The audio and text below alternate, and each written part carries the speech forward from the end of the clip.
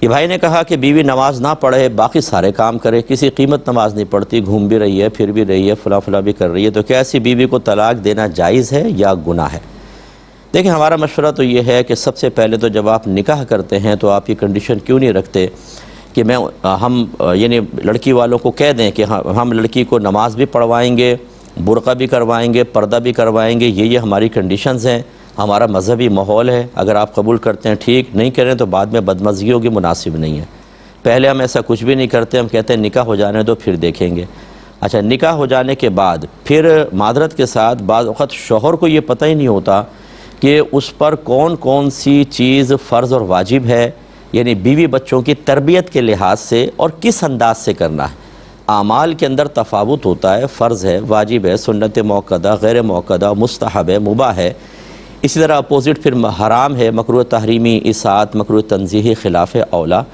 کس چیز کی تبلیغ کرتے ہوئے، کس چیز کی تلقین کرتے ہوئے سختی کرنی ہے، کہاں نرمی کرنی ہے، کہاں درگزر کرنا ہے، کہاں پر بالکل اوائڈ نہیں کر سکتے چیز کو، یہ پوری ایک تربیت کا تقاضا کرتا ہے، جس کے لیے میں گزارش بار بار کرتا ہوں کہ میری کتاب آپ قرب الہی خریدیں۔ یہ اس دور کی بیسٹ بک ہے، انشاءاللہ آپ لیں گے آپ کو بہت فائدہ ہوگا، کم از کم معلومات تو حاصل ہوں۔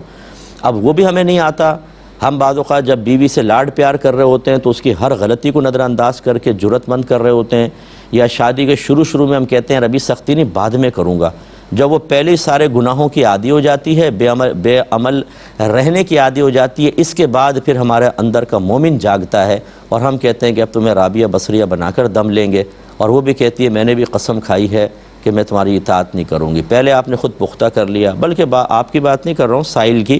میرے کیونکہ مشاہدے میں بہت چیزیں آتی ہیں، سائلین پوچھتے ہیں، بلکہ شوہر بعض وقت گناہوں میں تعاون کرتا ہے ابتدائی دنوں کے اندر کہ چلو ابھی میں تھوڑا سا نرمی کر دیتا ہوں، نئی آئی ہے پھر آہستہ آہستہ کر لیں گے، لیکن اس میں اس کی عادت بگڑ چکی ہوتی ہے۔ تیسری چیز یہ ہے کہ فرض کر لیں سب کچھ کر لیا آپ نے، اس کے باوجود یہ روش ہے تو میں طلاق کا ہرگز عرض نہیں کروں گا، اگرچہ فقہی نقطہ نگاہ سے اگر عورت کے بے نمازی پن کو بنیاد بنا کر طلاق دی جائے تو یہ گناہ نہیں ہے۔ حضرت عبداللہ بن عمر رضی اللہ تعالی عنہما کے بارے میں منقول ہے کہ ایک زوجہ کی نماز میں کوتاہی کی بنا پر ہی آپ نے ان کو طلاق دے دی تھی، یہ ثابت ہے، تو یہ گناہ تو نہیں ہے، لیکن میں اس کا مشورہ ہرگز نہیں دوں گا، اس لیے کہ صرف ایک نماز ہی تو فرض نہیں ہے، اور بہت ساری چیزیں ہیں، اور بہت ساری خرابیاں ہیں۔ آپ نے فرض کر لیں کہ نماز کے اوپر طلاق دے دی، دوسری شادی کی، وہ نماز پڑھتی ہے لیکن اس میں دوسری شرعی قباحت ہے، پھر کیا کریں گے؟ اس کو بھی طلاق دیں گے؟ یا سارا دین سمٹ کے صرف نماز میں آ گیا ہے، باقی چاہے اور فرائض میں کوتاہیاں ہو رہی ہوں، سوچ میں، فکر میں، نظر میں، سماعت میں، بولنے میں، ملاقات میں، دوستیاں کرنے میں، وہ سب ایک طرف صرف نماز کو ہم بنیاد بنا کے سمجھے پورا دین یہ ہے، تو یہ بڑے مسائل ہوتے ہیں۔ تو میں یہ مشورہ ہرگز نہیں دوں گا کہ آپ ایک چیز کو بنیاد بنا کر طلاق دیں، بلکہ آپ انتہائی پیار محبت کا ماحول بنائیں، مذہبی ماحول بنائیں، درس رکھیں گھر کے اندر، درس قرآن، درس حدیث۔ ہمارے پروگرام آپ دیکھیں،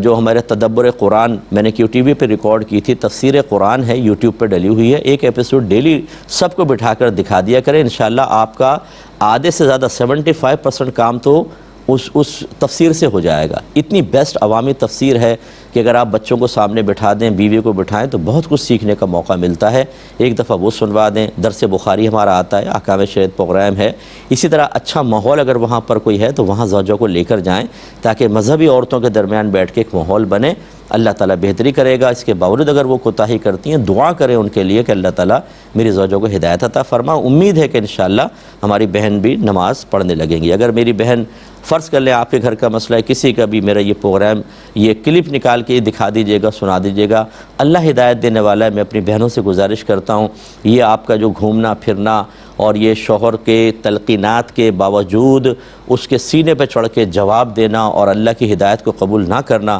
یہ آپ کی زندگی تک ہے۔ ہو سکتا ہے آپ کا ایکسیڈنٹ ہو جائے، ٹانگیں ٹوٹ جائیں، بستر پہ پڑ جائیں، نہ چل سکیں گی نہ پھر سکیں گی، اس طرح کی کوئی دنیا کے اندر سزا ظاہر ہو گئی، پھر کیا ہوگا؟ اور مرنے کے بعد جب سب آپ کو قبر میں، اندھیری قبر میں چھوڑ کے تنہا واپس آ جائیں گے، اور وہاں بحکم حدیث بے نمازی کو قبر ایسا دباتی ہے کہ اس کی ادھر کی پسلیاں ادھر اور ادھر کی پسلیاں ادھر گھس جاتی ہیں، بالکل کچومر بن جاتا ہے، اور عذابات اس پہ عذابات قبر مسلط ہو جاتے ہیں۔ اور جو سفر معراج میں سرکار نے عذابات قبر دیکھے کہ بے نمازی زمین پہ پڑا ہوا تھا، ایک آدمی پتھر مارتا تھا اور اس کا سر بالکل کچل جاتا تھا، پتھر دور جاتا وہ جا کے پتھر لاتا اتنے سر ٹھیک ہو جاتا، بار بار یہی تو سرکار کو بتایا گیا کہ یہ وہ شخص تھا جو نماز چھوڑ کر سو جایا کرتا تھا، اسے یہ عذاب اب قیامت تک ہوتا رہے گا۔ میری بہنوں ذرا غور کریں، آپ تھوڑی سی بات کسی کی برداشت نہیں کرتی، سارا زندگی اپنے دل میں رکھتی ہیں، یہ بات چپ گئی تھی مجھے، میرے سینے کے اندر محفوظ ہے یہ بات، اتنا سا درد آپ برداشت نہیں کر سکتی، بات کا تو اندازہ کریں یہ سخت عذاب کیسے برداشت کریں گی۔ اس لیے میں اپنی بہنوں سے گزارش کرتا ہوں، خدا را جو اللہ نے آپ کو نعمتیں دی ہیں اس کے شکرانے کا بہترین طریقہ 5 وقت نماز پڑھنا ہے۔ آپ نہیں پڑھیں گی تو آپ کے بچے بھی بے نمازی رہیں گے، انہیں عذاب قبر ہوگا، میدان محشر میں ذلیل ہوں گے، رسوا ہوں گے، خدا نہ کرے، اور اللہ ناراض ہوا تو جہنم میں۔ تو کیا وہ پلٹ کر آپ کو دیکھ کر شاید یہ جملہ نہیں کہیں گے کہ امی کون سی دوستی نکالی تھی، کون سی دشمنی نکالی تھی، کیا یہ آپ کی محبت تھی کہ آپ نے ہمیں جہنم کا راستہ دکھا دیا؟ امید ہے کہ آپ بات سمجھیں گے۔